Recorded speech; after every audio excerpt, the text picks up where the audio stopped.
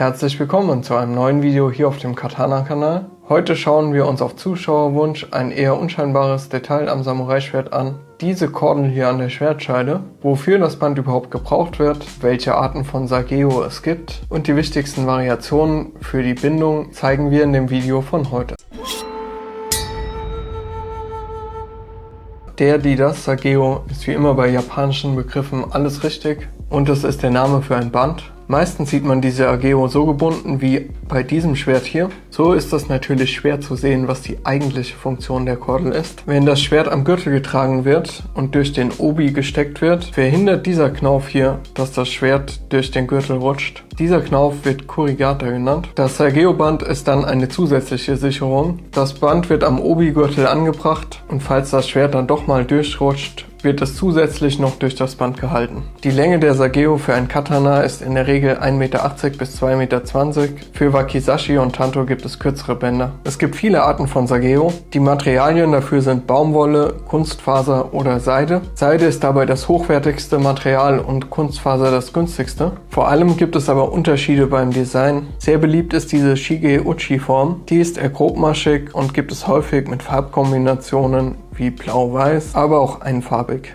Diese Art der Sageo ist häufig zu finden bei Schwertern, die in China produziert wurden und in der höheren Preisklasse angesiedelt sind. Die Shige-Uchi Sageo wirkt dicker als andere Sageo-Arten, die wir uns gleich noch anschauen werden, und dadurch sieht sie edel aus. Deshalb wird sie wahrscheinlich bei den eben genannten Schwertern aus China benutzt. Eine andere weit verbreitete Art von Sageo ist Kakucho, wie dieses Exemplar hier, meistens einfarbig, häufig in schwarz, gibt es aber grundsätzlich in allen Farben. Das Band hat sehr enge Maschen, dadurch ist die Herstellung per Hand etwas langwieriger als bei Shige-Uchi-Bändern. Weil die Methode für Kakucho Sageo aber relativ einfach von Maschinen reproduziert werden kann, findet man diese Sageo-Form häufig bei günstigen Schwertern. Es gibt aber noch viele unterschiedliche Muster, die nicht so weit verbreitet sind. Die besten aus unserer Sicht kommen jetzt. Nakafuchi ist eine Form, die zu einem interessanten Muster führt. Außen wird ein anderes System verwendet als in der Mitte der Sageo. Dadurch entsteht dieses Muster mit einem groben, breiten Streifen in der Mitte und feinem Muster außen. Sazanami ist eine Anordnung, die zu einem Pfeilmuster auf der Sageo führt. Kiko ist ein Farbmuster, das durch die Verwendung von unterschiedlichen Fäden erzeugt wird. Das Muster symbolisiert einen Schildkrötenpanzer, der von oben betrachtet wird. Das Muster gibt es in einfachen Farbkombinationen wie hier in Blau-Weiß, aber auch als mehrfarbiges Muster. Je mehr Farben eingearbeitet sind, desto aufwendiger ist die Herstellung und umso teurer ist die Sageo dann auch. Ein weiterer Stil ist Uragawari. Das ist ein Band mit zwei Seiten, die unterschiedliche Farben haben, häufig auch mit Mustern. Bei diesem Beispiel ist ein Drache eingearbeitet, häufig gibt es aber auch Blumen und andere Muster. Diese Einarbeitung von verschiedenen Farben ist die Königsdisziplin in der Sageo-Herstellung und solche Sageo können dann auch einen Preis von mehreren 100 Euro haben. Das war der grobe Überblick über die Arten von Sageo. Wie angekündigt zeige ich noch 3 Arten der Bindung, die man kennen sollte. Theoretisch gibt es viele Möglichkeiten, die Sageo zu binden, in der Praxis benutzt man aber einen dieser 3 Knoten. Der Dekorationsknoten ist standardmäßig bei den meisten Schwertern, die man kauft, vorgebunden. Er wird benutzt, wenn ein Schwert nur für die Präsentation in einer Halterung gelagert wird. Dafür wird die Sageo mit Laschen um die Schwertscheide gebunden und die Enden werden dann durch die Laschen gezogen.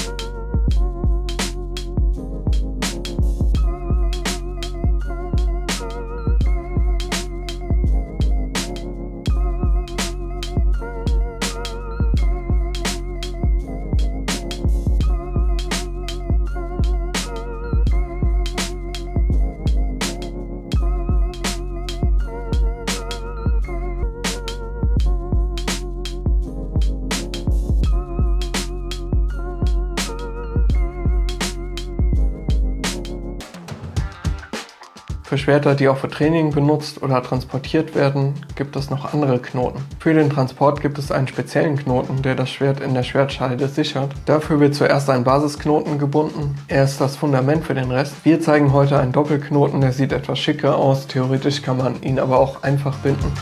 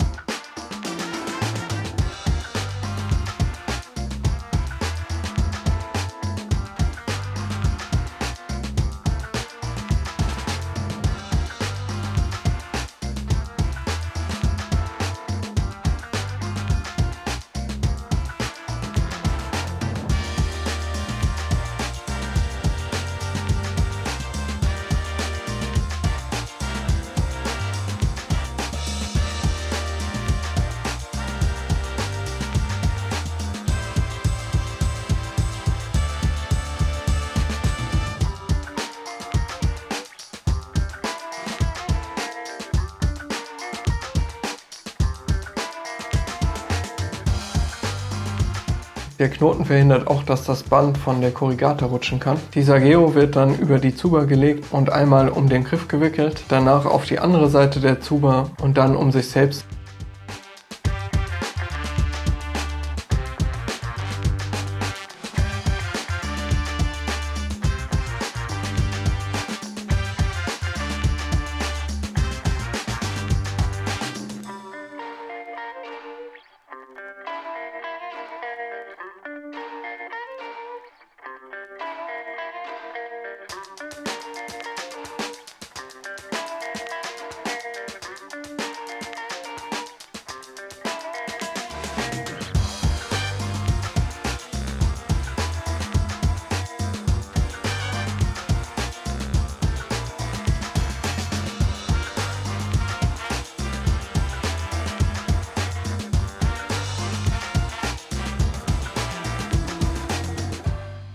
Durch die feste Bindung um die Zuba sichert der Knoten den Halt des Schwertes. Schwerter, die häufig für das Training benutzt werden, haben in der Regel einen sehr einfachen Knoten. Dann wird die Sageo Richtung Ende der Saya geführt und schließlich einfach nur darum gebunden. Dieser Knoten kann schnell gelöst werden und das Schwert ist bereit zum Angurten. Praktisch an den letzten beiden Knoten ist, dass sie schnell untereinander gewechselt werden können. Wenn das Schwert doch für den Transport fertig gemacht werden soll, anstatt für das Training zu Hause, lässt sich der Knoten schnell lösen und in den Transportknoten umbinden. Das waren die wichtigsten Informationen rund um die Sageo. Wie bei jedem anderen Detail am Samurai-Schwert ginge es theoretisch noch weiter bis in die detaillierteste Ausarbeitung und die verrücktesten Bindearten, aber die Infos von heute bilden schon ein sehr gutes Fundament für das Wissen rund um das Band am Samurai-Schwert. Durch die vielen unterschiedlichen Erscheinungsformen der Sageo ist sie ein gutes Mittel für die Individualisierung des eigenen Schwertes und das Schwert kann damit relativ günstig optisch aufgepimpt werden. Also dann mach es gut und wir sehen uns beim nächsten Video.